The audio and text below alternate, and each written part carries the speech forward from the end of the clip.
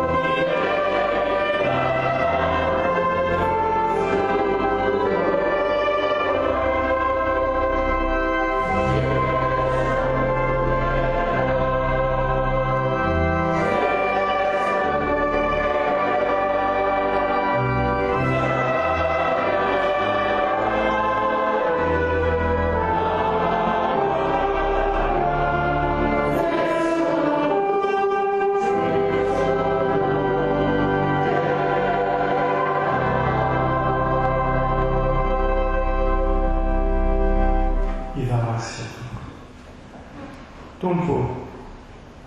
ny fahatsaranao dia miariary eo amin'ny asan'ny tananao, ary ny sy fahatanterahany kosa dia miseho amin'ny asan'ny tananay. Fa noho ny famindram-pona mahagaga ao amin'i Jesosy zanakao, dia tefenao zahay ary efa no hamarinanao, ary mino ny fanainy masina ka faly ny fiainana isan'andro ianao. Efa nanangananay velona atao amin'i Jesosy zanakao ianao,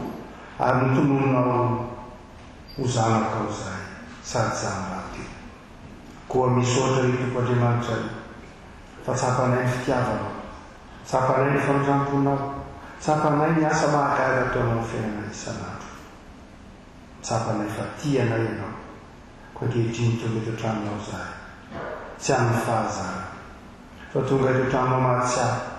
fa ny fahasoavanao no matoy zao anay. Koa metezana eto foanay ankehitriny Tompo, ampahery anay, hanefy anay, ampifaly anay, ampianatra anay. Ary manome voninahitra anao zahay ankehitriny, dia raiso fanaritra manokofona akasitranao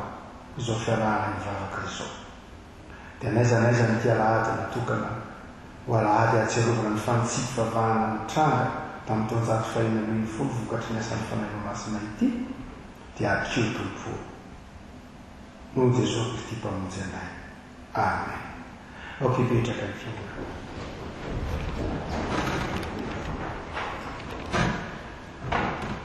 Afaka malala aokahotsika amin'ny fanajana ny sitrapon'Andriamanitra izay ambara amintsika fiangonana. Koa amin'izany mangataka aminareo arala noho ny fandrapon'Andriamanitra mba atototrareo ny tenanareo ho fanatitra velona masina sitrak'Andriamanitra dia fanompompanahy mety ataonareo izany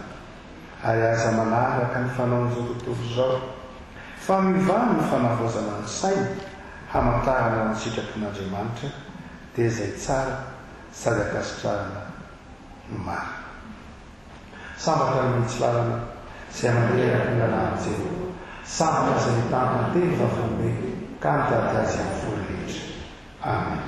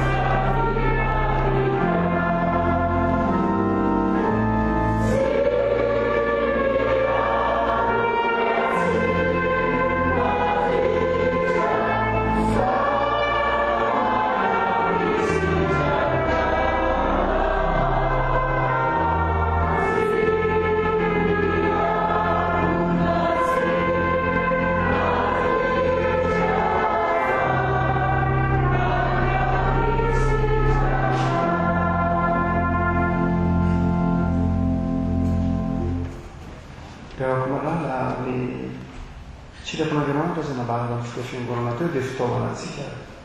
hanavao fanoloran-tena anatrehan'Andriamanitra. Nanafatra ny soatra masina hoe aza manaraka ny fanao izao tontolo izao, na koa aza manaiky tefeny izao tontolo izao sy volavolaina izao tontolo izao. Dia afaka malala ny itentsika mamonjy ny toe-tsain'izany, manahoana ny finoantsika amin'izao alahady natokana ho an'ny information izao atseronantsika izany, manahoana ny fijerentsika izao tontolo izao. Izao tontolo izao hoe manify antsika sa isika ny manify izao tontolo izao. Izao tontolo izao hoe niveritsika ny fahazavana sa itsika ny fahazavana izao tontolo izao. Dia afaka malala mantatra ny tenantsika isika ary anaraka izao tontolo mba afaka fifonona izao anatin'ny famakina ivavaka isika.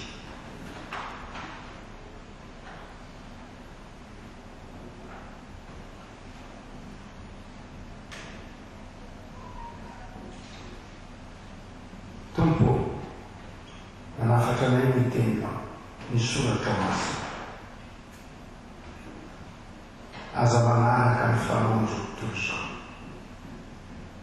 Mahery vaika ny helin'izao tontolo izao n'izao taonjato iainana izao tompo.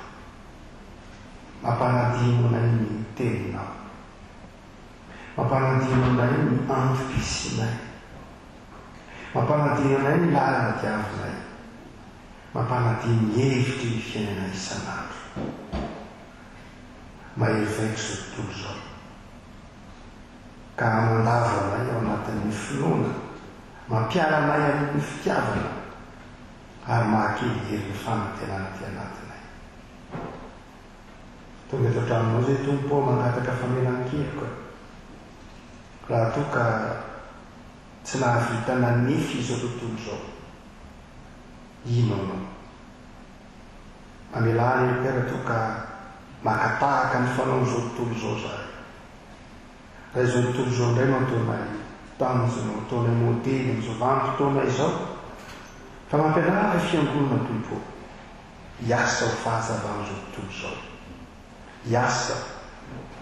amin'ny anaranao Jesosy hiovany zao tontolo zao ho tonga zanaka inonao mamelany elokany amin'ny fahalainanay mamelany elokany amin'ny toepo ny fanjana ty anatinay mamelany elokay amin'ny toetsaina ifampitsarana ifanameloa mamelany elokay amin'izay nampalahelo anao nataonay ka tsy tanterakay teny amin'ny soratra masinao ankehitriny miavaozy amin'ny fanavaozana ny say ankehitriny tompo tonga eto an-tranonao zahay avaozy lohany amin'ny asan'ny fanaina masina amin'ny lalan'i Jesosy anaka. Amen.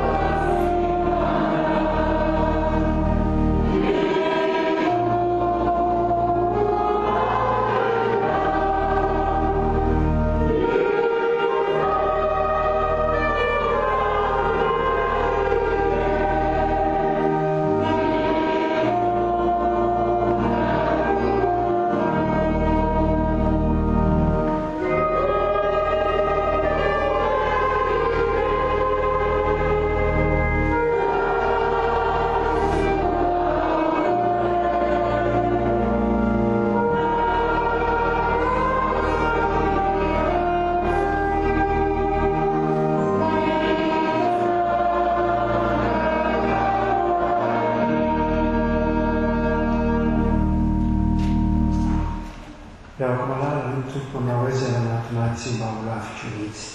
koa mitsangana andraizo famelan-kely katolotolo anao zao rehefa amin'ny filorananazo famelan-kely katolotolo anao zao fa raha Kristy no mitoetra ao anatinareo na dia maty any zany tena no ny ota dia fiainana kosa ny fanahy no ny fahamarina ary raha ny fanahy izay nanangana ny Jesosy tamin'ny maty no mitoetra ao anatinareo dia izay nanangana ny Kristy Jesosy tamin'ny maty no amelona ny tenanareo mety maty amin'ny fanahy izay mitoetra ao anatinareo fa izay tariny fanahin'Andriamanitra no zanak'Andriamanitra koa voavelany evokareo ny amin'ny Jesosy tompo sy mpamonjy anareo. Halleluja! Misaorana ny ranomasina sambatra ny olona izay voavelany ely sy voasarona ny fahotana sambatra ny olona izay tsy sain'i Jehovah elo ary tsy misy fitaka ny fanahy. Amen.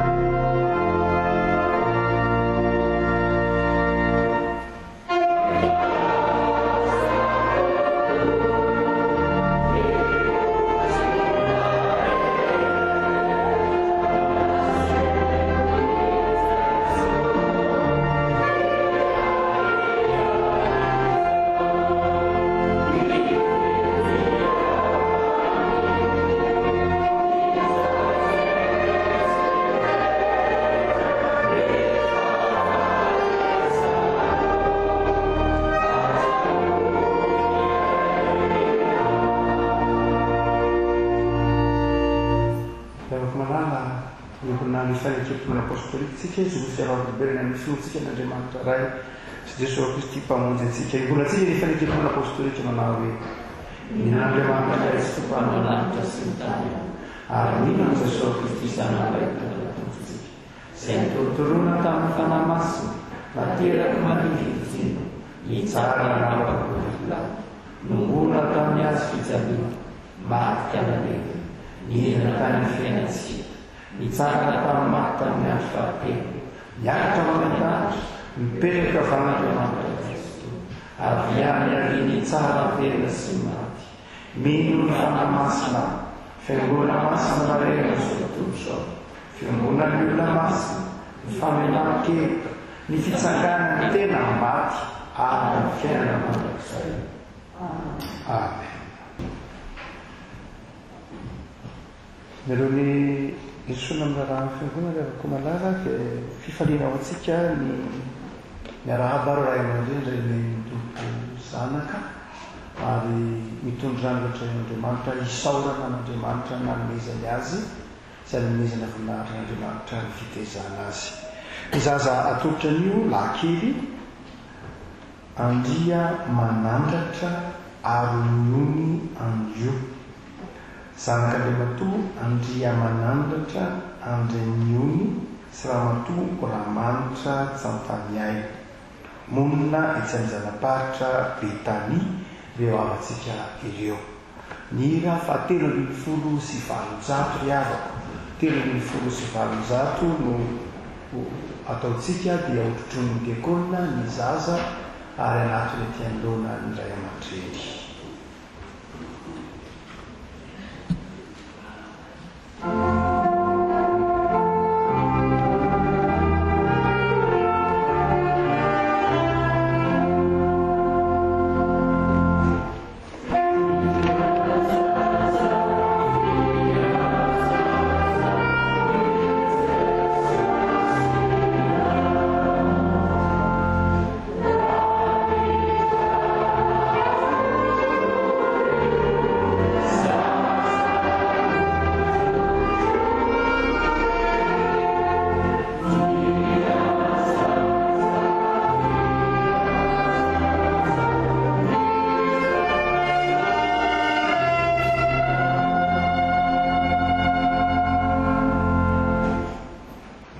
Hoy ny soratra masina riavako malala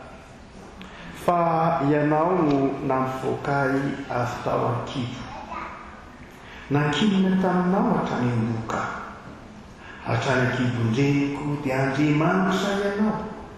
ary rehefa tapitra ny andro fidiovana araky ny lalàna Mosesy dia nitondra azy niakatra tany Jerosalema izy mba hatolotra mitombo, koa atolotro ho an'i Jehovah koa izy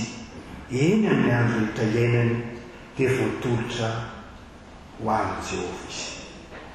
Sangana hivavaka isika fiangonana.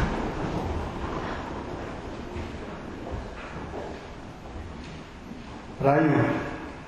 nisaotranao zahay ny fanoloran'ny ray aman-dreny ity zaza ity eto anatrehana, ary mankasitraka indrindranao zahay no ny famindramponao tsy miova amin'ny taranaka ny family araka ny fanekenao. Fa voalobelono izany ity fianakaviana ity ka miara-miompifaliana eto anatrehany fiangonana manontolo amin'izao fotoana izao. Andriamanitra ray mpamorona anay tokoa ianao, ianao izay miara-monina aminay rahan'i Jesosy Kristy zanakao no mampiditra ity zaza ity anampy isa ny fianakaviana sy ny fiangonana firenena. Meteza ray hitany ray aman-dreny sy ny mpikarakara ianao, azo miery anatotosany ny asa fanolokolona sy ny fanabeazana ity zaza ity. Ampanjakao ny tokantrano reto zanakao ireto, ny fiadana, ny teny sy ny fihetsika mba mpitiavana, mba atsapan'ity zaza ity ny fitiavanao Andriamanitra amin'ny fiainany manontolo, amin'ny fiainana andavanandro. Toany fanamazotony ray aman-dreny mba azahoany mitondra ity zaza ity hoeto anatrehanao ny sakramentan'ny batisa amin'ny fotoana mety. Tompo ho tsinjovinao na mitoetra na mandeha na miditra na mivoaka ity zaza ity,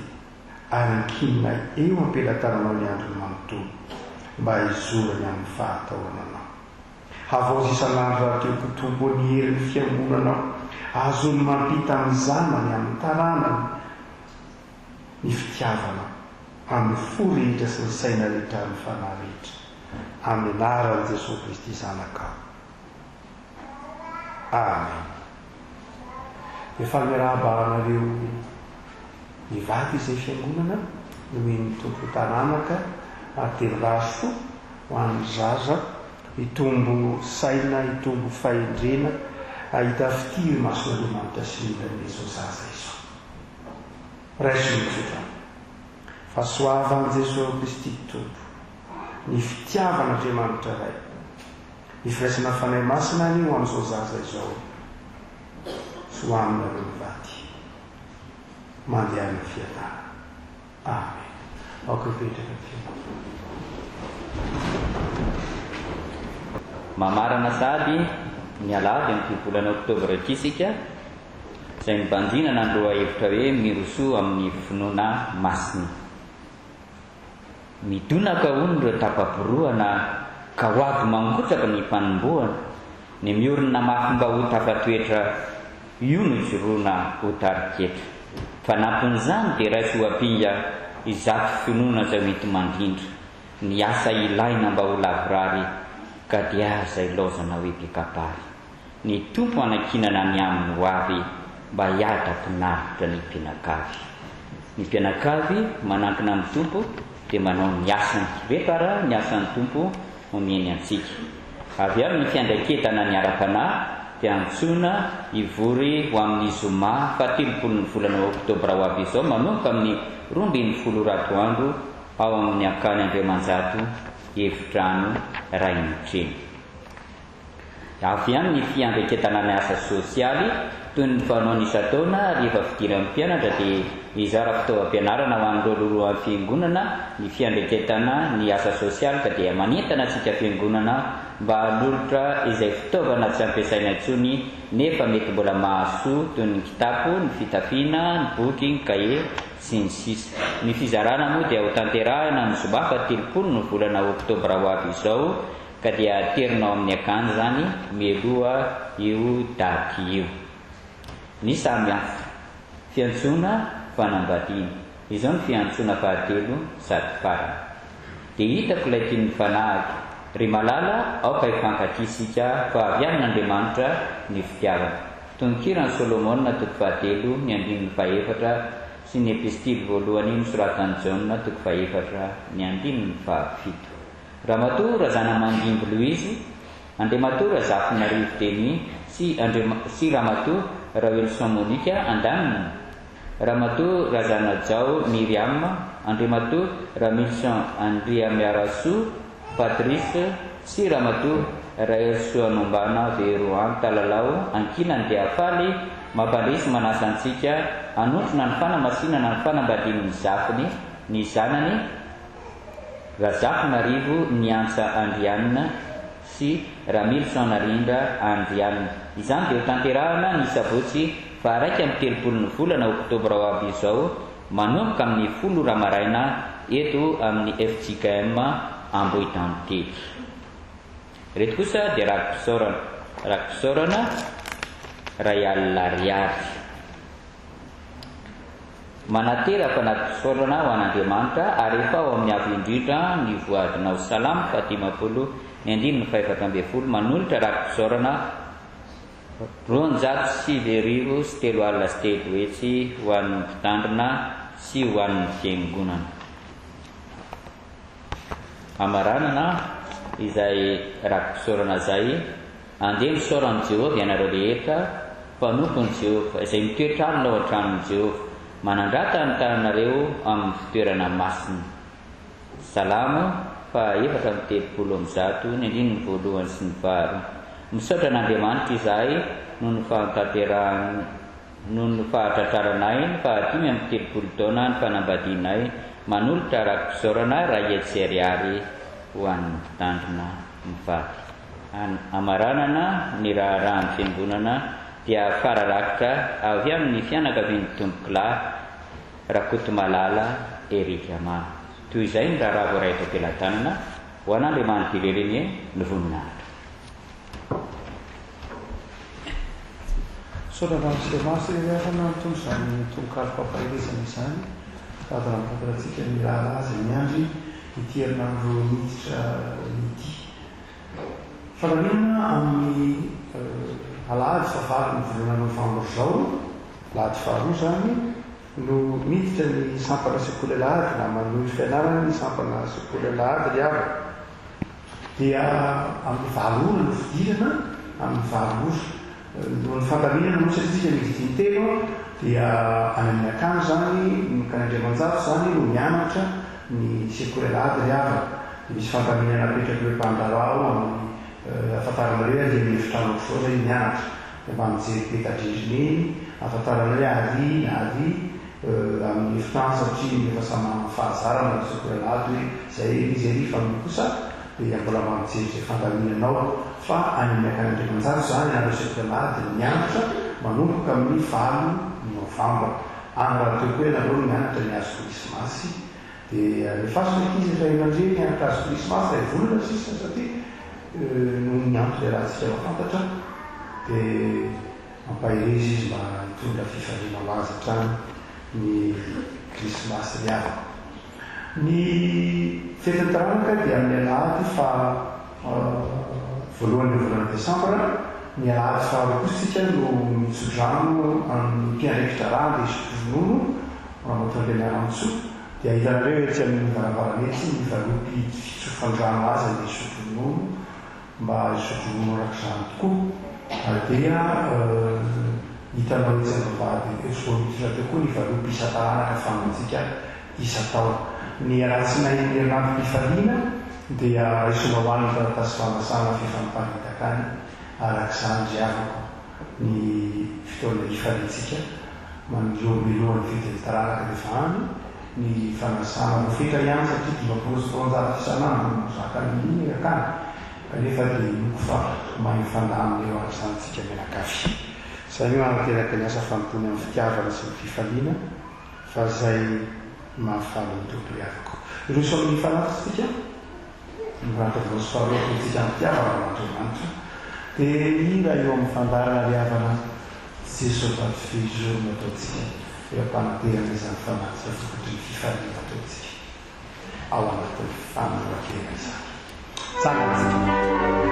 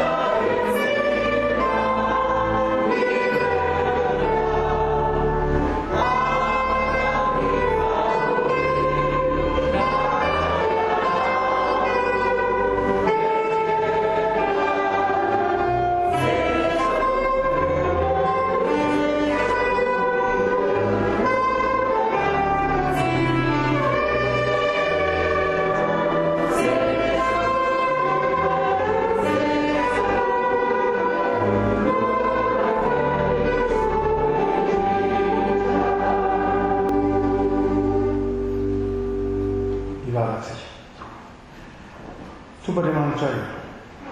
ny sitraponao dia lafatra nay manao hoe aokatovotrareo ny tenanareo fanatitra velo masina sitraka ao Andriamanitra dia fampivavahana liturjia manevonahitra anao zany misoratra masina koa indreto zay tompo ahatanteraka zany teninao zany rabaky teny mitondra ny fonaitsy amin'ny fahazana mitondra ny fampiporatenana ihany fifaliana eto anatrehonao raiso tompo ny fiainanay anjakan'ny fifalianao ny fitiavanao itoeran'ny fitiavanao ary zo fanatitra izao vokatry ny fonay raiso voninahitra ao Andriamanitra tsy izay tonga nay ipiany fa zay tantanay ny tokantranonay zay tantanay eo fiainanay isan'andro kanenao anay na ny fotoananay na zay rehetra menao anay ny fanomeza-pahasoavina ny vola mikarena dia tantaninay amin'ny finoana atolotra ny fifalianao ny fitantanana izazy. Ireo nanao rakopisaorana ny zara fifaliana tamin'ny fiangonana dia ampaharentinao amin'izy rehetra ny fahasoavana amin'ny Jesosy ary ampitoerinao amin'izy rehetra ny fiadanao mihoatra amin'ny fahalalana rehetra. Amin'ny anarana zao kotipamantsy. Amen. Voilà rahambe tsika manao hira valahatra ny fafanahirany fonony andrianakavelona ity hira ity afaka malala andrianakavelona zay mpitanjona dia tsy anatorova no mamorona ity hira ity sapitana dia tsy ambona mpamarina raha teo ary miatra fananjehana tamin'ny fotoanandro rehetra nandositra hatrany fiaraha-tsoa azy isan'ny nafana fo tamin'ny fitoriana tensika zanatanoa izy ary namorona ity ity hoe risakaizany vatana totsika ny vilahatra ny fanjara dia amaky soatra masanak'izay vilahatra bibelika tsika.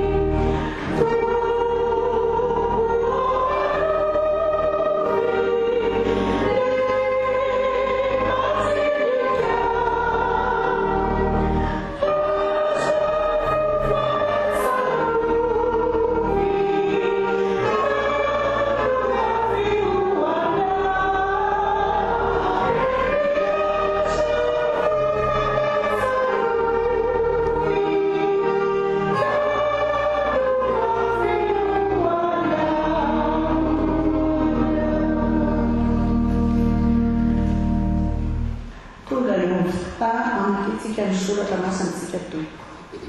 ny teny Jehovah-kina vilatsika araky ny fandaharana ely amin'ny eo ambokiny Isaia taminany Isaia 7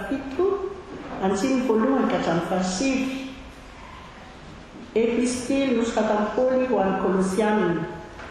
Kolosianina 2 raisiny amin'ny andiny faefatra ka hatramin'ny fahafito ary ho farahantsika ho mpisanganaka amin'ny filazantsara araky zaona 2 raisiny amin'ny andiny fahenina 20 ka hatramin'ny 450. Ny teny rehetra izay hovakiana dia hovakitsika amin'ny anaran'i Jesosy nefa mialoha izany dia mbola hiaraka hivavakisika. Tompo, tonga ankehitriny ny fotoana makina ny teninao, ny fanahinao ny hitarika anay amin'ny famakina izany ary koa hanokatra ny famanympanopinao izay izarizany aminay ka ompiay no mpakatoy izay efa-fopanadino ka mitaka amin'ny tenanay amin'ny anaran'i Jesosy. Amen. Isaia 7 andiny voalohany ka hatramin'ny fahasivy. Ary tamin'ny andro ny Ahazo zanaky Josia zanak'Ozi mpanjakany Joda no ny akarany Rezina mpanjakany Siria sy Peka zanaky Remalia mpanjakany Israely anafika any Jerosalema nefa tsy nahafaka azy izy. Dia namboara tamin'ny taranaki Davida hoe injao Siriany efa mioby any amin'ny Efraima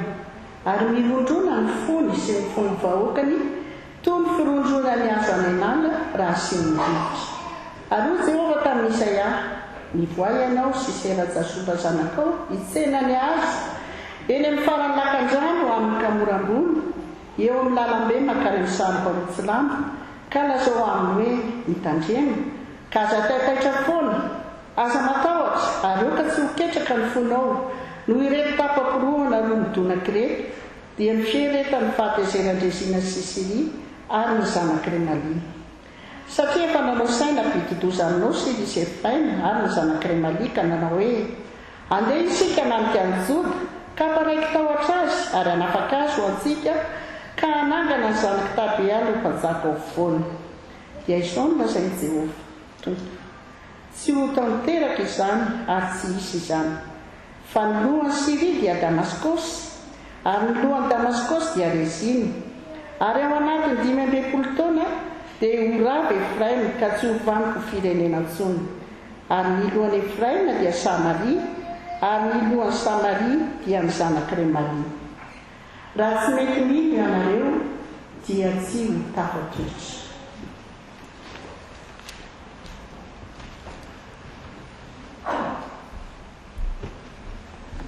Hotohizantsika ao amin'ny Kolosiana 4:1-4 ka hatramin'ny 7 ny vakiteny. Ary izany no lazaiko fandrao izy ampadiso hevitra anareo amin'ny teny toa marina, fa na dia tsy manatrika anareo amin'ny nofo azaho dia manatrika anareo ihany amin'ny fanahy ka mifaly sy mijery ny filaminanareo sy ny tsy fihovan'ny finoanareo amin'ny Kristy. Koa tahaka nandraisanareo amin'ny Kristy Jesosy Tompo dia mandehana ao aminy araka izany koa, ka mamaka tsara sy miorina mafy ao aminy ary tafatoetra amin'ny finoana toy ny efa nampianarana anareo ka mazotoa amin'ny fisaorana. Miara-tsangana isika Tompo. Jaolina 4:4 raisina amin'ny andininy 9:20 ka hatramin'ny 4:50. Ary raha tonga tany Kana any Galilia indray Jesosy dia tany amin'ilay nampodiny rano divay ary nisy tandapa anankiray izay nanana zanaka lanarary tao Kapernaoma. Ary rehefa reny fa Jesosy efa tonga tany Galilia avy tany Jodia dia nakany aminy izy ka nangataka azy mba hidina sy asitrana ny zanany satria efa ho faty izy. Dia hoy Jesosy taminy, raha tsy mahita famantarana sy fahagagana ianareo dia tsy mba hetiny mihitsy. Hoy ilay tandapa taminy, Tompoko, midina re dia tsy mbola maty ny zanako. Hoy Jesosy taminy, andeha mody, velona ny zanakao. Ary raha lehilahy nino ny teny izay nolazain'i Jesosy taminy dia lasa nody. Ary noho nidiny izy dia nitsena azy ny mpanompony ka nilaza fa velona ny zanany. Ary izy nanontany azy ny ora izay nanaretany. Dia hoy izy taminy, omaly tamin'ny ora fafito no nialan'ny tazo taminy. Koa fantatry ny rainy fa tamin'izay indrindra ny ora nanaovan'i Jesosy taminy hoe velona ny zanakao, dia nino izy mba amin'ny ankonany rehetra. Izany ny famantarana faharoa nataon'i Jesosy fony izy tonga tany Galilia avy tany Jodia. Ray masonao manamasinana amin'ny fahamarinana, ny teninao fahamarinana. Amen.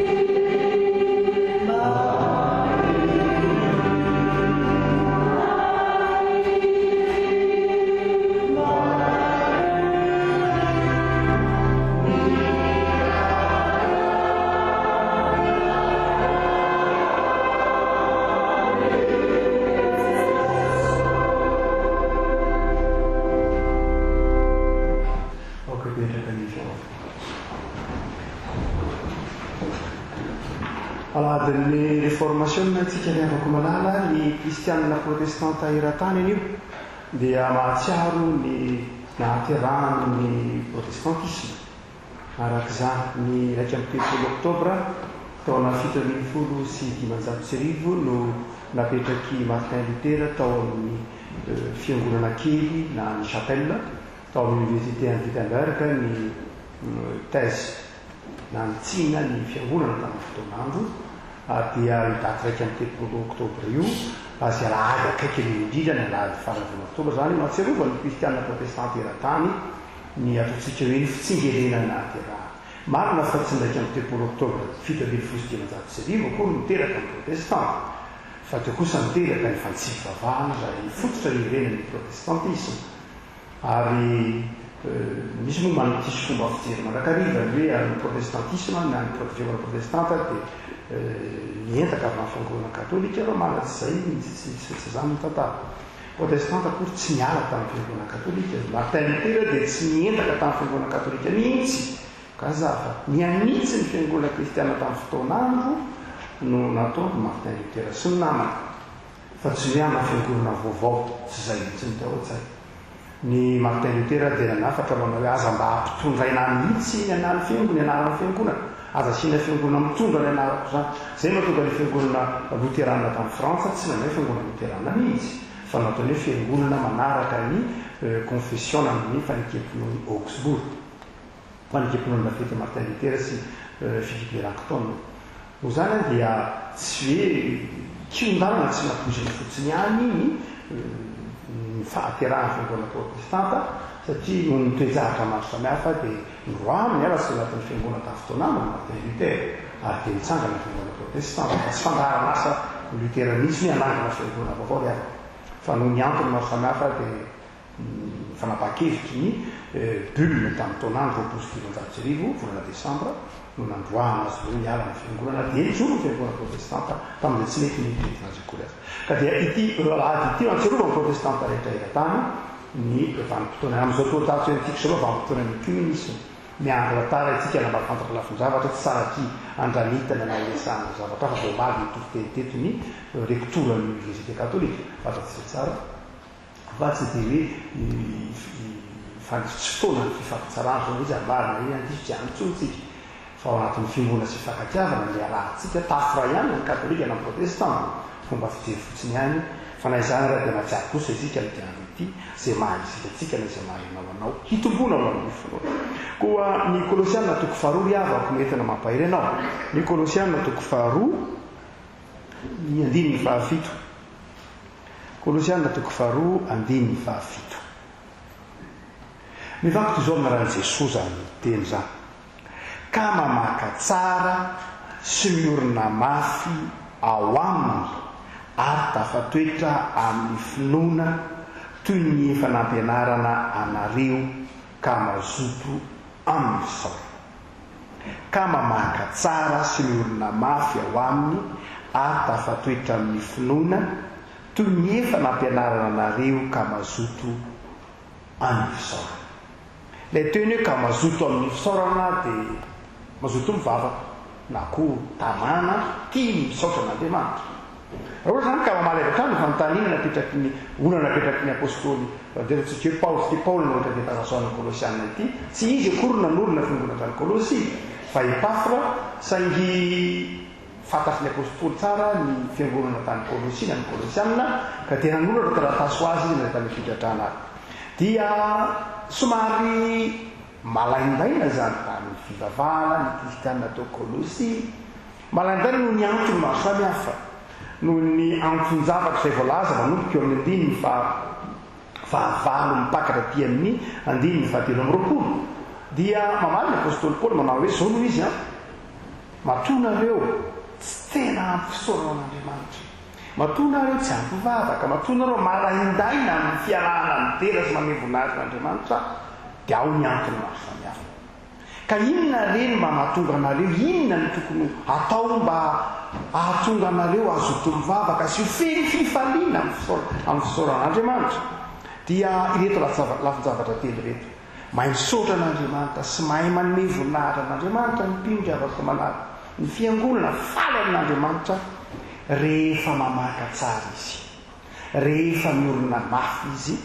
ary rehefa mitoetra tsara ny finoana izy. Rehefa tsy ao aminy ireo toetra ireo, tsy latsapaka ny finoana, tsy miorina mafy ny fanantenany, ary tsy tafatoera tsara ny fanoran-tenany, dia malay mivavaka izy, tsy manisotra an'Andriamanitra izy. Kristianina mamaka tsara, mpanoton'Andriamanitra miorina mafy amin'ny finoana, ary fiangonana tafatoetra tsara. Afako inona moa zavatra lalova ny fiangonana tany Kolosy na ny Kolosiana? Tsy nisy hafa amin'izao tontolo iainantsika amin'izao vanim-potoana andro amintsika izao ihany. Tery teo anelanelana lafin-javatra roa ny fiangonana tany Kolosy tamin'ny fotoana andro. Amin'ny ankaviany, raha zay no azoanao ilay sara, amin'ny ankaviany dia teo ny filozofia grika izay paritaka be tamin'ny fotoana andro. Ary ny filozofia grika izay fantatsika tsara fa miivo amin'ny saina maha-olombelona, miivo amin'ny famakafakana, miivo amin'ny fahendrena maha-olombelona. Zay miivo ny filozofia grika. Ary tsy vitany hoe filozofia ihany fa politeista ny kristiana ny fiarahamonina tany Kolosy, tahaka ny grika rehetra ihany. Ary mivery izy ireo fa anankiray amin'izany Andriamanitra karazany maro zany Jesosy. Falatsika fa ny fivavahana grika izay teneny mahaverimberiny Paoly eto dia teneny manao hoe tandremo fandro misy mahalasa anareo ho amin'ny filozofia sy ny fampianarana isan-karazany. Dia tsy dino ny Paoly ary avako malala eto manao hoe miarana atsangana tamin'ny Kristy ianareo. Satria ny filozofia grika sy ny fitapampianarana grika dia ambaran'ny apôstôly Paoly hoe kolotsaina ny fahafatesana.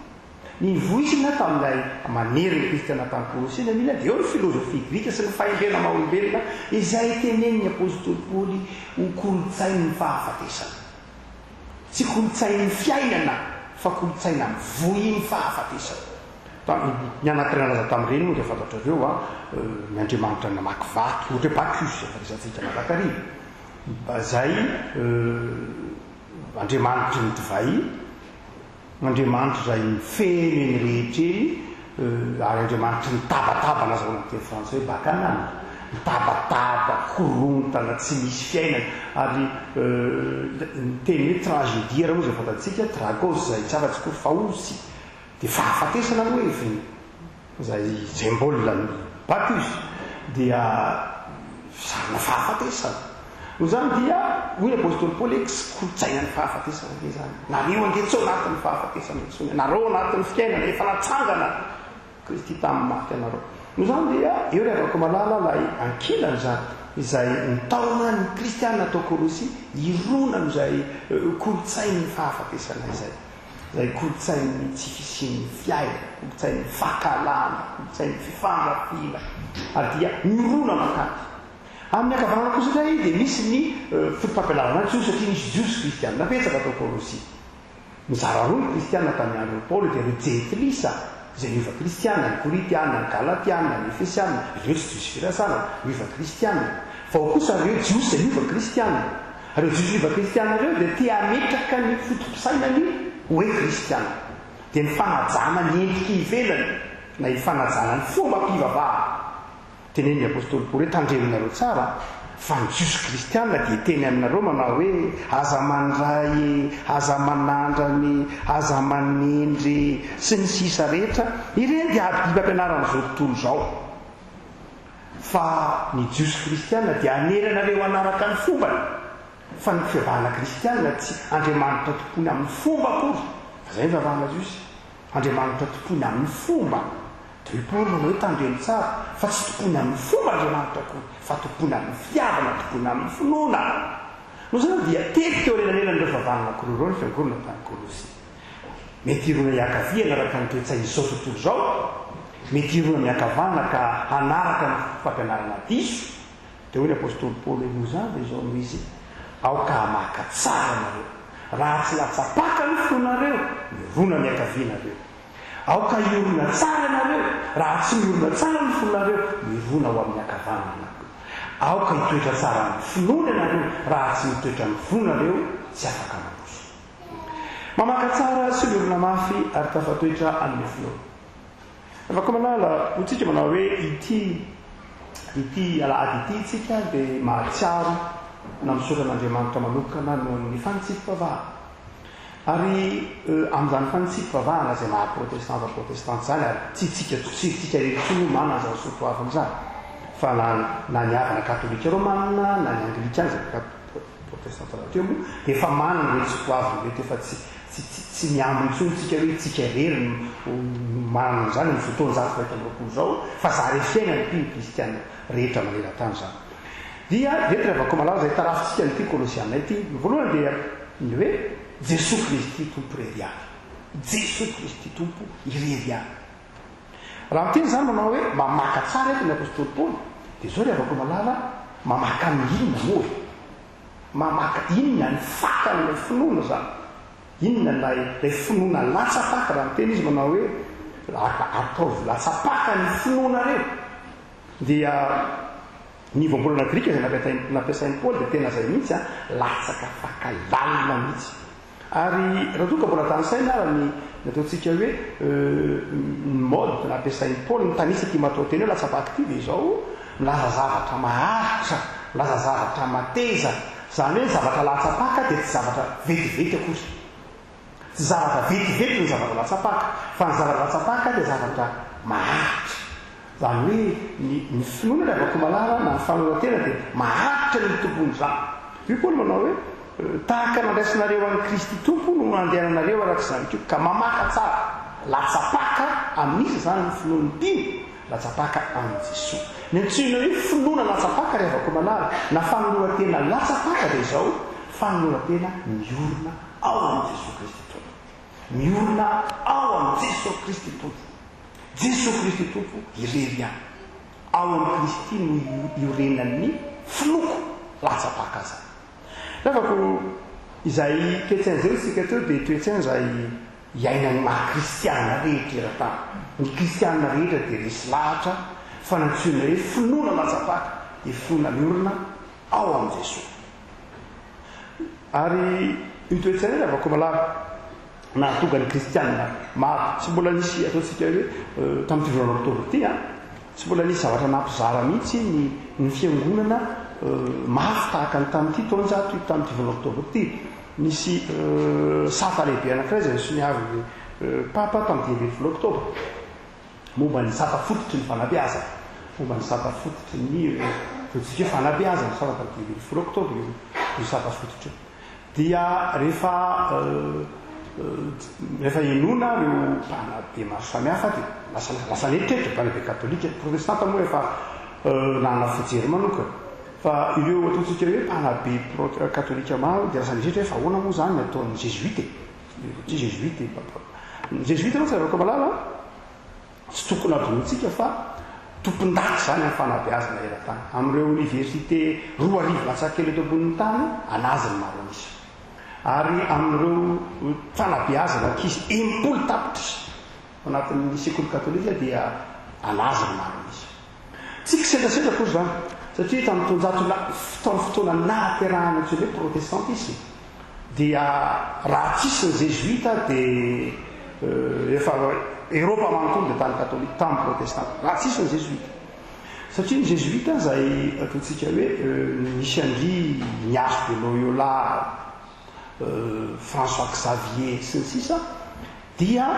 nanitsy ny fiangonana katolika romana hoy izy manao hoe marina kosa ny tenenin'ireo mpanitsy fivavahana nareo tezitra ny ataon'ireo mpanitsy fivavahana nareo tsika fiangonana tsika prety tsika mpitondra vava tezitra andreo amin'ireo olon'ireo tsika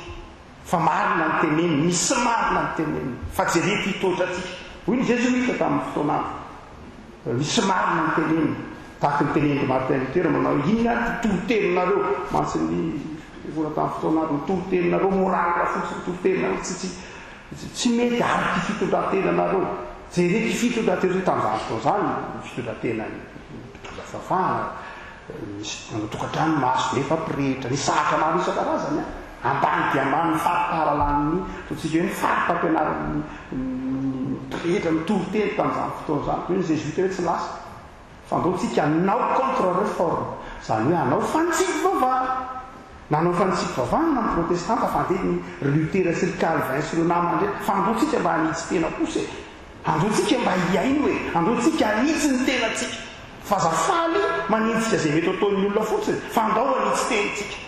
ary dia enjana be fa tsy nandiavako malaka mety nireo olona reo ny jésuite taminahaterahany tsy hoe concile de 30 aty amin'ny taona 6 ka hatramin'ny taona 3 ela be zany fotoana mantanina zany concile zany azany isan'ny concile lehibe tsy latsaka amin'ny Vatikana faharoa dia teo ampelantanan'izy ireo niraisy ny atanana ny akabeazana fanabeazana sy ny fampianarana rehetra hoe tsisy hevitra fa tsy maintsy raisitsika atanana ny fanabeazana ary tsy maintsy mianatra fa mahatonga azo avaram-pianarana ny akabeazany mipretra sy mpiprevahana jésuita dia avaram-pianarana na ny toeran'izay fahazavantsaina sy izay lafy miara-panaza na merina mianatra ntsona hoe exercice spirituel fiainam-panahy azo any zavatra any tsy hoe tonga ho azy fa no ny fahitany ny fanitsivavahana ataon'ny protestanta tamin'ny fotoana dia veripatanina ny jésuita maro rahatany indrindra zandry hoe zany ahoana ndraiky maridana vaovao ny fanabeazana vaovao tamin'ny fahoana ary fangamony tsy tia ny fanabeazana fahoana ary lay le fanabeazana zay sy niavina tamin'ny 10 oktobra teo tao fanabeazana niivo amin'ny humanisme fa tsy niivo amin'ny Jesosy raha toa ka mamaky lay tratation signale ao anatin'ny site web ny Vatican zany dia raha mamaky lay izy ianao dia gaga ny PDP no didra no province marche la Francijuta tia maneran-tany dia manao hoe fangamo le izy fangamo fanabeazana niivo mijanona fotsiny ntsiny hoe humanisme fanabeazana nge tena niivo ny Jesosy zay le hoe latsapaka ny tena fototsy ny fanabeazana kristianina dia Jesosy fandraisana ny Jesosy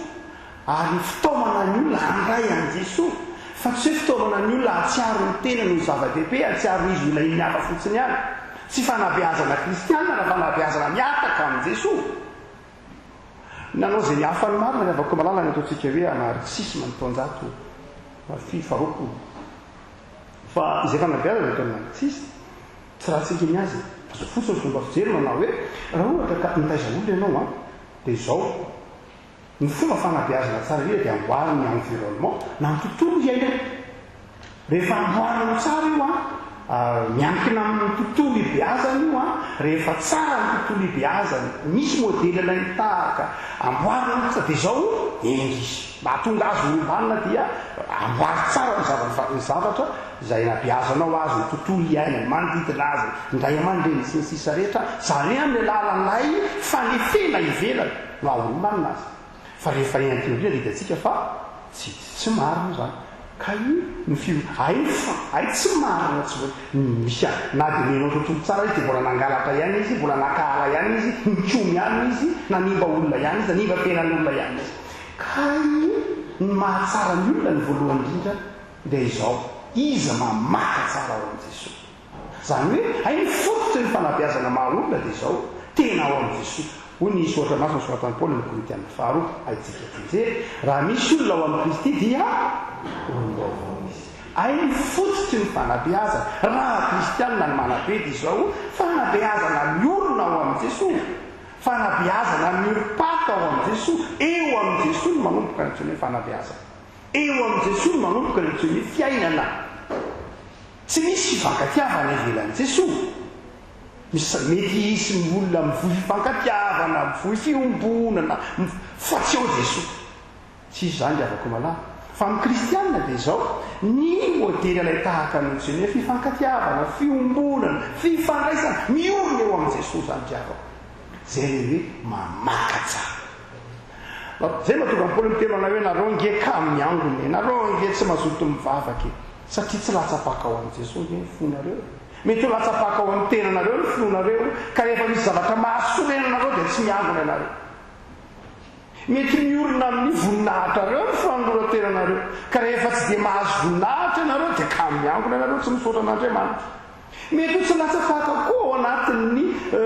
mety ho any amin'ny fomba ivelany no mahalatsapaka ny fonareo hany ka rehefa miova ilay fomba ivelany na miova ilay fiangonana na miova ilay toejavatra dia tsy miangona ianareo tsy midery an'Andriamanitra ianareo fa rehefa tena latsapaka ao amin'i Jesosy io fononareo io rehefa tena latsapaky io dia olona feno fisoran'Andriamanitra. Nevako malala kristianina latsapaky amin'ny finoana, kristianina ao amin'ny Jesosy miorina ny feno dia afaka miteny tahaka ny apôstôly Paoly manao hoe voaombo miaraka tamin'ny Kristy tamin'ny azy fijaliana. Inona ny toyny? Tsy izaho intsony velona fa Kristy velona tomaty. Fa ny fahaolako malala tsy hoe kristianina latsapaka amin'ny finoana ihany na kristianina latsapaka amin'ny fanoratena, fa miorina mafy ao amin'ny tompo, miorina mafy ao amin'ny tompo. Lay sary avako malala lay voambolana nampiasain'ny Paoly amin'ny teny grika ny fakany dia trano, manorina trano, zay ny dikany teny miorina. Ny sary asoena apôstôly Paoly zany dia izao latsapaka mifototra zany dia Jesosy. Dia avy eo miorina tsara dia tahaka ny manorina trano, misy vakatrano hita zany. Raha miteny zany hoe miorina trano dia alavisaratsena hoe misy trano eo. Io ny apôstôly Paoly hoe tahaka n'iny ny olona rehefa mitoetra tsara ny kristianina tokony ho tahaka ny trano aorina ka hita ety ivelany. Ina dika zany rehefa malala raha toka jerena amin'ny toetsaina ataontsika hoe protestanta na amin'ny toetsaina izay efa hoytsika manao hoe tsy tsika rery-tsony fa nanotofiten'ny papa tamin'ny pasika tamin'ny taona lasa dia tena zay mihitsy ny hoe kristianina miorina mafy dia ity kristianina miorina amin'ny fahasoavana. Hoy ny tenin'ireo mpanitsivahana hoe sola gratia, zany hoe raha miteny hoe solus Christus zany hoe Jesosy Kristy rery ihany dia zao rehefa avy eo izy ny teny hoe sola gratia, zany hoe Jesosy fahasoavana irery ihany. Mafiorina ny fonontsika rehavako malala rehefa miorina amin'ny fahasoavana. Inona moa zany hoe finoana miorina amin'ny fahasoavana? Ino zany hoe fiaina kristianina miorina amin'ny fahasoavana? Ny fiaina kristianina miorina amin'ny fahasoavana rehavako malala dia fiaina kristianina mahatsiaro fa nandray maimaimpona teo amin'ny tompo izy.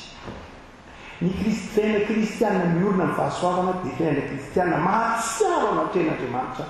fa nandray maimaimpona teo amin'ny tompo. Inona ny resina maimaimpona teo? Inona ny hoe niraisina maimaimpona teo amin'ny tompo? Ny voalohany ny famelan-keloka. Ny famelan-keloka. Ianao angery avako malala na veren'Andriamanitra eky. Raha toa ka tantan'Andriamanitra ianao ankehitriny dia aza manaiky ampisalasalan'ny devoly na ampisalasalan'ilay ratsy hoe ianao ange tsy voavela heloka izany, ianao nga tian'Andriamanitra zany, ka Andriamanitra tianao jery aty fahotranao, jery aty totranao, voamaly no tezitra tamin'olona ary inona tsy nataonao tarita tamin'ny herinandro sy ny sisa rehetra. Satria zay maharatsy an'ilay ratsy satana dia pepanga. Zay ny asany, pepanga, mpanala baraka, mpanaratsy, mpampisaraka, izany ny asan'ilay ratsy. Ary rehefa miditra anatin'ny fiarahamonina izy na miditra anatin'ny fon'ny olona izy na makafanahy izy dia zay mandrakariva ny toetra. Tsy nanana spesialite afa-tsy zay izy, manala baraka, manaratsy, mifosa, manimba, manakorotana, ary mepanganao antsanananao fedana. Dia hoy Paoly eto, efa niarana tsangana tamin'ny Kristy anareo. Kolosianina 3:1. Zany hoe le famelan-keloka efa niminanareo. Aoka rehavako malala tsy isy kristianina tsy atsiaro fa efa navela heloka izy, efa nandray famelan-keloka ianao. Aza manaiky ampisalasalan'ilay ratsy manao hoe tsy vovela ny heloka ao. Trematena metraka fanteny tamin'izany mbola tanofa dia manao tafika masina, manao tafika masina miaraka taminay fa dia manontany ono ianao ve azonao antoka rehefa voavonjy dia mijerika ny olona zany ve moa tsy hita eo ihany mba rehefa tsy fangamo zao zany dia efa fantatra. Dia betsaka ny kristianina ny tsy mahazo antoka fa voavonjy izy. Iavako malala tena tokony azonao antoka kosa aloha fa voavonjy ianao. Zay ny mahaombaovao. Kristianina ianao ngena nday an'i Jesosy hoe lasa anjely, tsy afaka malala fa lasa olo mbaovao. Ny atao hoe olo mbaovao dia zao rehavako malala ka mahatonga hoe fahasoavana dia izao fantatrao lay ratsy, fantatrao lay tsara. Romanina 7. Raha tsy olo mbaovao na dia zao zanatry dia zao raha ohatra ka fantatrao lay ratsy nefa mbola ataonao ihany lay ratsy. Romanina 7. Fantatro lay ratsy n'apôstôly Paoly fa loza fa mbola ataoko ihany. Fantatro lay tsara fa raha be fa tsy vitaka manao lay tsara ka tsy olom-baovao tsy inaka ny olona mbola ao amin'izao tontolo zao dia zao olona mbola ao amin'ny nofo ho Paoly amin'ny Galatiana toko fadimy dia zao mahafantatra ny ratsy izy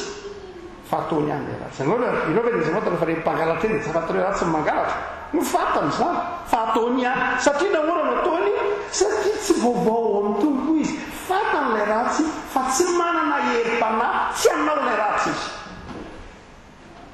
fantan'ilay tsara fa tsy manana herim-panahy hanao ilay tsara izy satria mbola ao amin'ny nofo izy satria mbola malemy izy fa ny olom-baovao kosa amin'ny Romana toko fafito ihany Paoly manao misaotra ny Tity Jesoa ma olom-baovao rehefa malala fantatro ilay tsara dia vitako ny manao ilay tsara fantatro ilay ratsy dia zao afaka mandantsy anao ny ratsy tsony any arasana aty aza mienjera tamin'ilay ratsy any dia mahibebaka hoe tompo resindray tamin'ny fa raha pitso atompo tsy anotso fona tompo tsy amerina nitsona amba vondray tamin'ny kizy kosa le tompo nanao azao kizy tena tsako fona tompo tsy anotso zay maolom-baovao raha tsy olom-baovao tsy mahany zany drako malala raha tsy olom-baovao dia manamary tena izy dianaoko za izy ny tianao dia asamanao dia valiko koa za indra madiso am'zany nytoe-panahy ny olom-baovao rehefa ko malala dia zay izany maha-olom-baovao zany tsy avy amin'ny fiezahana maha-olombelona fa avy amin'ny fahasoavana ny famelan-kelika dia fahasoavana dia Paoly manao hoe miorena n'izany fahasoavana zany amin'ny faharoa anatin'ny misy hoe miorina sy ny fahasoavana rehefa ko malala dia ity izay rehetra eo aminao dia fahasoavana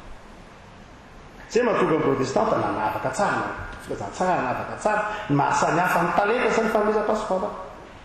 ny talenta dia omena Andriamanitra ny olona rehetra fa tsara matetika dia mirakory omena Andriamanitra ny olona rehetra na mpivavaka izy tsy mivavaka misy olona mahay matematika be fa tsy mpivavaka izy misy olona mahay literatura be fa tsy mpivavaka izy satria omena Andriamanitra ny olombelona zany mba hahafahan'Andriamanitra mitonta sy mitantana izao tontolo zao mahasamboariny azy Andriamanitra ny fitiavana dia nomena izao tontolo zao nomeny olona rehetra ny fahazavan-tsaina ny fahendrena nomena mirina tsina zay ny talenta dia azakara ohatra ka misy olona mahay manjaitra be mihitsy ary tsy vavaka azy izy mety tsy mpivavaky kardaina fa mahay manjaitra be mihitsy mahay kiraro be mihitsy mety misy mahay raha manitra be mihitsy fa tsy mpivavaka fa tena avy amin'Andriamanitra hoe devoly tsy mametalety zany potehana azy fa Andriamanitra mameny fahaizana rehetra fa rehefa raisinao kosa iny ka entinao manompo n'Andriamanitra hoe za zao mpampianatra za zao mpitsabo za zao mpanjaitra dia raisiko entiko manompo an'Andriamanitra io hoentiko hantateraka ny fanimpoko an'Andriamanitra io rehefa hoentinao eo amin'Andriamanitra iny satria olom-baovao anao dia manjary fanomeza pasoavana zay netsotsika azy tonga fanomeza-pasoavana ny anaran'io satria raisinao entinao manome voninahitra an'Andriamanitra tsy miivo amin'ny tenanao zany ilay talenta fa miivo amin'Andriamanitra hoe entiko miderin'Andriamanitra ty talenta ity amin'izay fotoan'izay lasa fanomeza-pasoavana zay no mahatonga Paoly miteny manana hoe fa ny fahasoavan'Andriamanitra matozao miorina tsara amin'izany toetsay zany ianao ny apôstôly Paoly dia tia mivavaka rehefa takatra tsara fa ny famelan-kelika sy ny fiadanam-po eo aminao tsy avy aminao fa avy amin'Andriamanitra dia miorina tsara ianao rehefa takatra tsara fa io mahay ianao anao io tsy avy aminao fa avy amin'Andriamanitra dia mahideran'Andriamanitra ianao miavaka malala mamoroa maraina ianao dia mandana makeny anosy be fa misy olona manosika laisoa amin'ny sarety-tanany amin'ny efatra arivo ianao miakatra amin'ny ampasamadinika misy olona manosika sarety tanana mitondra vary roapolona saka tsevoka sarety-tanana tsisy firay fa firay tongotra dia aza mietrehitra manao hoe anao rery ny miasa dia aza mietretrako fa hoe anao rery nahita fianarana atao amin'ity tany ity dia aza mietrehitra fa ianao rery no milofo miaritory izy tsy riavako manao misy be lehibe na zany eto Madagasikara aza mietrehitra hoe kamo mitatsasasa fa amin'ny roa maraina efa misy olona amin'iny amin'ny fileriva rehefa ravy rehefa tsena mamasina dia mba tazana amanomboka amin'ny dimy ariva misy olona manosika fa nomboka tamin'ny roa maraina efa nandahatra trano vita eo fenao ny tay raha vao mieritreritra eo manao hoe zao zavatra zao nge vokatry ny fiazahako za ny asa mafy za ny arotolo za ny arana za fetsy tsy izay arako malala fa matory anao toy izao no ny fahasoavan'Andriamanitra matory anao toy izao fa za mieritreritra hoe za ihany zay mahatonga ny Davida kely te manao misaorany Jehova ary fanahy ka ary ato anazy koa misaorana anao masina za hoe izay rehetra eo amiko Andriamanitra dia avy aminao tianao aho no miantony ianao ihany malala fa dia tianao aho tena ataonao ohatr'izao fotsiny aho izany arako malala miorena mafy rehefa takatra fa ny fanelan-keloka ny fihavananao amin'Andriamanitra sy ny zavatra rehetra izay aminao misy dikany dia ny fahasoavana dia tia misaotra an'Andriamanitra eny mazoto amin'ny fisaorana farany avako malala kristianina mitoetra tsara dia tia mitoetra amin'ny finoana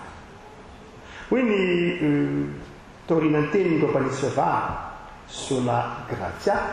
dia nampiasa izy ny teny hoe sola fide zany hoe ny finoana ihany zava-dehibe ny heriny antsoina hoe finoana ny ataontsika hoe vanim-potoana moyen âge na vanim-potoana tenatena ny teo amin'ny tantara ny exégèse na ny famoahana ny fotompinoana ny finoana rehavako malala dia izao ity baiboly ity a dia ny keniny rehetra fa tenin'Andriamanitra fa soatra masina fa izao vokatry ny toetsaina n'olovana tamin'ny civilisationna grika izay tenenin'ny Paolety hoe tandremo fandrao misy mahalasa anareo ho babon'ny filôzofia zany hoe io dia namakivaky taty avanim-potoana ny moyen âge dia avanim-potoana tenatena ka izao ny soatra masina dia noazavaina tamin'ny filôzofia izay ny antsoina hoe vanim-potoana scolastique ny scolastisme tavanim-potoana ny moyen âge ny scolastisme tavanim-potoana ny moyen âge dia fanazavana ny fotompinoana sy fanazavana ny soratra masina ny filôzofia zany hoe ity baiboly ity zany dia hazavaiko amin'ny alalan'ny filôzofia miainga amin'ny fijerin'ny Aristote malalaka tsara amin'ny fijerin'ny Platon raisiko tsohatra raisiko ny fangavan'ireo filôzofia isan-karazany anazavako ny soratra masina fa ateoriana be ny avako malala amin'izao andro antika izao ny kristianina rehetra tsy hoe ny protestanta ihany fa zany resaka amin'izany teolojiana katolika hoe Xavier Léon Dufour ianao mbola natratra an'izany zany dia tena zany momba anazava ny soratra masina amin'ny tena endriny madio ka mitsika manao hoe ny vanim-potoana kehitriny dia izao miara-manaiky ny teolojiana kristianina rehetra fa ny soratra masina ihany manazava soratra masina zany hoe soratra masina dia tsy azavaina amin'ny alalan'ny matematika tsy azavaina amin'ny alalan'ny siansy fa ny soratra masina dia ny soratra masina ihany manazava azy ary ny soratra masina dia marina ny toerana rehetra marina amin'ny olona rehetra marina ny fotoana rehetra ary ny soratra masina dia azavaina ny soratra masina fa tsy azavaina amin'ny lafiny zavatra hafa ilaina dao ny fahalalana rehetra ilaina ny psykôlôzia ilaina ny sosiôlôzia ilaina ny siansa fa izao ireny rehetra eny dia hoentinao mahatakatra ny tontolo manodidina ny zavatra andrasana mipino anivon'ny fiarahamonina fa raha mamoaka ny hevitra ny soratra masina ianao dia izao ny soratra masina dia ampy alazava ny soratra masina lasapaka amin'ny finoana na miorina mafy amin'ny finoana itsika manao hoe manamarika ny fiainana kristianina ankehitriny ny finoana tafa-magnana ny avako malala izao ninina lasaina dia marina ny fijery era-tany fa miova be ny zavatra erantsika ny zavatra ary io tsy aingana be le fivana tena aingana be mihitsy ary drandray azy a mampiobotrobotra mihitsy hoaiza ty fireneny ty hoaiza ty fiarahamoniny ty hoaiza tsika menakavy ty mampametaka amin'ny taina zany ravako malala taloha fivana taranakaroa telo vo hitanao zao vo eo aminao sy ny zanakao dia efa hitanao ny fahasamihafana hoe tena ohatrany tsy zany le izy anaka ohatrany tsy zao kosa le izy vo eo aminao sy ny zanakao taloha vo eo aminao za sy ny dadabe afaka misy elanelana be ny fomba fijery fa zao vo eo aminao sy ny zanakao dia efa angekaikely ire tena ohatrany tsy zany kosa le izy anaka aingana be ny fiovana ary tsy zaka ny sain'olombelona ity fiovana ity tsy manao hoe inona ny fitaovana hoentsika kristianina miatrika an'io ahoana inona ny fitaovana hoe tsika ny angina fotsy aloha dia aza manantena tsy fanao zany hoe avy teny kristiana zany dia miatrika fotsiny eo miteny vary aminany misubira fotsiny eo tsy zany dia afaka malala ny kristiana tsy arana fotsiny ny kristiana raha izay dia tsy fahazavanana zay tenen'ny paoly manao hoe aza manaraka ny fanao zao tontolo zao raha jereny ireo manina toko 2 io hoe aza manaraka dia ny voambolana nampiasainy ny teny grika nampiasain'ny paoly dia nazahoana ny teny frantsay hoe schématisé schematisé moa le verbe zany hoe aza manaiky volavolaina aza manaiky tefeny zao tontolo zao aza izao tontolo zao mamola volanao zay nefa no mitrangana avako malala ankehitriny aza mietreritra ty fiarahamoniny ity dia tsy manefy tena manefy mihitsy hoe avako malala ary manefy toetsaina hafahafa tsy mifananaka mifanana filazantsara dia zay no zavatra mitranga ankehitriny lasa izao tontolo zao ndray mamola volantsika nefa raha ny afatry kristy dia zao isika ny mamola volana zao tontolo zao itsika ny tokony ho lasa aloha zao tontolo zao fa no mitranga zao tontolo zao ndray ny tonga aloha ary rehefa zao tontolo zao ny tonga aloha dia apetrany aloha ny tonga dia apetrany tonga tsika matoza ny atrahana ny tongo tao dia lasa manaraka an'izay eny ary dia lasa io le tenen'ny paoly hoe manaraka ny fanao zao tontolo zao ary mbola mafisy miany hoe mahababa ny kristiana avako malala mila mietreritra fiangonana mila mietreritra ianao ankehitriny inona ny ataontsika iandro ve dia zao tsy latsapaky ianao raha zay hanaraka fanao zao tontolo zao ve tsy miorona ianao raha zay fa inona ny tokony ataonao tamanana avaka malala ty amelanao anankiray amin'izay tokony iverenantsika tsara dia milanja ny fiainam-pianakaviana lanja ny atao hoe fiaina mpianakaviana ary io avako malala ny tsy hitatsika dia zao raha misy zavatra mipotehany satana sy pitehin'ilay ratsy dia ny fiainam-pianakaviana tsy mila nandrara zavatra be dehibe zany izy fa rehefa ny raha vaniny ny fiainam-pianakaviana dia rava ny zavatra rehetra rava zay ny dikany hoe mpivady raha lehilahy sy raha vehivavy fa rehefa nidira n'ilay ratsy dia ny ravany ilay fihavanan'izy mivady ka tonga amin'ny fampiapanka izy ho raha lehilahy hoe ianao ny diso tamin'io ianao ny andriamanitra name an'io vehivavy io raha tsy namenao an'io zao lamina tsara tsy nanota ho raha lehilahy ianao ihany name an'ilay vehivavy teo za rery teo tsisy nininona mihitsy tsy nininona n'ilay voankazo izy ny name ako zay le faharavany le fifandraisana ary tsy vitan'izany ihany fa niady rehefa niditra ny fohotana ny famonokaina sy abera mbola ratsy roa zany raha toizany amin'ny tantara rehefa niditra ny fahotana le avako dia nanimba n'ilay fiainam-pianakaviana zany izy ary tokony atoroantsika fa tsy mbola nozy zany zany fiasan'ny satana zany mandrava ny fiainam-pianakaviana mandrava ny fiombolana anatin'ny ankora ary rehefa ravo zay dia tsisy fanabeazana vanina tsisy fitezana vanina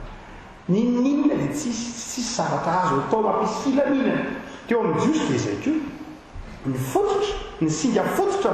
mahaolona ny olona teny fianakaviana zay mahatonga an'ireo hoe Jesoa zanaky Josefa na izy Jaona zanaky Zebedeo fiainam-pianakaviana hoe tena ny fianakaviana ny manome izay mahay anao anao fianakaviana ny manome ny asanao raha mpandrafitra Josefa dia nazonao antoka fa mahay ny tana mahatoa sy tandramokotra Jesoa zany hoe Jesoa dia mpandrafitra satria ny tanako ny fianakaviana ny mamenao ny asa mamenao ny tanty te mahainao anao fa zao rehefa komalala tsika manao hoe kristiana mitoetra ny finoana anankiray ireny ny finoana n'andriamanitra izay nanomenao tanindrazana nanomenao havana nanomenao fiangonana nanomenao fianakaviana dia minory avako malala minory famelan-keloka nataon'ny tomponao minory fahasoavana zay mbola atozako ny tompo aminao ary minory fa amin'ny fotoana ivahininao eto amin'ity tany fandalovana ity dia manomana fandresena anao tsy nateraky ny tompo resy anao fa nateraky ny tompo andresy iaino zany diavako malala ivalatsika andriamanitra ray zanaka fanamasona misaotra anao zay fa ny fononay dia taominao hamaka ao aminao Jesoa efa niteninao fa tsy mahay manao nahinona izahay raha misaraka aminao Jesoa fototry ny fononay ao aminao tompo nefa nametrahana rehetra foeto an-trano ankehitriny na ny fiainanay na ny tokantranonay na ny asanay na ny faniriana ihany ho avy ary efa napetraka tamin'i Jesosy zanakao izay nanafatra anay manao hoe mangatady mena ianareo tompo soranao koa fa namaly ny vavaka ianao ka nanjary fahasoavana zany tao amin'ny fiainanay miorona ao amin'ny fahasoavana ny fiainanay isanandro tsapanay fa miaro anay ianao mamela elokanay ianao manasitra ny aretinay ianao manavitra ny eny tsy hidina ny andavaka ianao mamelona fanantenana eo amin'ny fiainanay ianao misaotra tompo ampianary zay tompo malala atsiaro fa ampo anay ny fahasoavanao na inona setrainay na inona lalovanay na inona tsy atrasa izay zo rehefa avolombelona ampo anay ny fahasoavanao manafatra anay ny teninao mba hitohitra tsara ny finoany izany pezaka ny fampianaran-diso ny tranga ty amin'izao tontolo izao ankehitriny mamozongozona ny finoanay betsaka ny asa amin'izao tontolo izao te alifo ny finoanay hifanaraka ny toetsain'izao tontolo izao fa mitonanay ao tompo hitohitra tsara ny finoana dia ndreky izay tonga eto an-tranonao fantatra efa hito ianao eno ny vavaka rehetra tompo ho an'ny tanindrazanay zay fantatrao hitanao ho an'ny fiangonanao zay anorahanao mahitsovavolobe trotrao mivavaka izay hotelizinao amin'ny fahamasinana ny fiangonana kristiana hotelizinao anatin'ny fiombonanao aminao Jesosy ny fifankatiavanao aminao Jesosy ta io tompo ny fitezana taona ny angolanay ta io miasa fivelomanay mampahirezo ireo marary ireo mananady am-panahy ireo manana zavatra manokana irina aminao ankehitriny etenao fa io araka lehibe ny fandramponao matoko zay tompo fa omenao valim-bavaka ao amin'i Jesosy zanakao imbola rehefa nampanampianamina manao hoe anaizana mpamasiny any anarana ho tonga ny fanjakana atao ary sitrakonao ety an-tany tahaka ny lanitra mevanay any ny anina sahazaonay ary mamelana ekay tahaka ny melana izay merika taminay ary aza mitondra anay amin'ny fakapanahy fa manafana ny latsy anao fanjakana tsindery ary ny fononay tondrasa amen makana ny fotoantsika ny avako ny hira fa raika amin'ny telopolo sy fitonjato ndeha ataontsika dia nanrakitra ny tsangam-bato isika efa mahapahana ny raha ny tsangam-bato isika raha vakoanahy eto mivavaka mao vita ilay lalana miaraka farany amin'iny dia vita dia eto mivavaka arak'izany